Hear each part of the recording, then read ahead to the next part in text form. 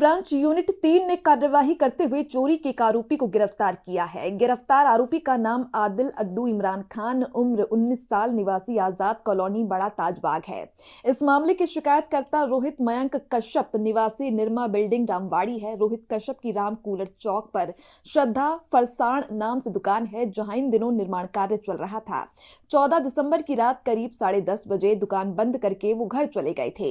अगली सुबह 15 दिसंबर को करीब 7 बजे दुकान खोलने पर काउंटर से 72,500 रुपए नकद चोरी होने का पता चला। इस मामले में नागपुर पुलिस ने अज्ञात आरोपी के खिलाफ धारा 305 के तहत मामला दर्ज करके जांच शुरू की थी।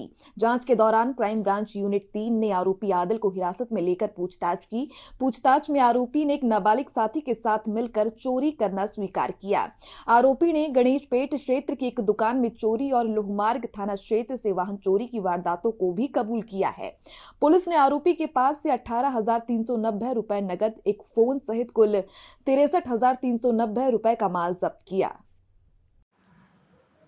गुन्हे शाखा युनिट 3 येथील पोलीस उपनिरीक्षक मधुकर काटोके आणि त्यांच्या पथकाने पोलीस ठाणे कोतवाली, पोलीस ठाणे गणेशपेठ या ठिकाणचे 2 घरफोडीचे गुन्हे, ज्यामध्ये शटर तोडून चोरी करण्यात आलेली होती, असे 2 गुन्हे उघडकीस आणले आहेत। त्याचप्रमाणे नागपूर रेल्वे येथील एक वाहन चोरीचा गुन्हा देखील त्यामध्ये उघड झालेला आहे। यामध्ये जो आरोपी आहे आदिल उर्फ आदू इम्रान खान, हा ताजबाग येथे राहणारा आरोपी आहे। त्याला ताब्यात घेण्यात आलं।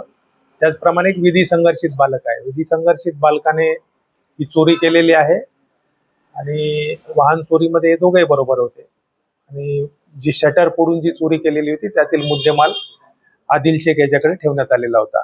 त्या दोघांना आम्ही ताब्यात घेतलेलं होतं। एकूण 18,390 रुपयाचा मुद्देमाल, रोख रक्कम आणि एक वाहन असं त्यांच्याकडून जप्त करण्यात आलेलं आहे। एकूण रिकव्हरीची जी अमाऊंट आहे 18,390 रुपये आहे।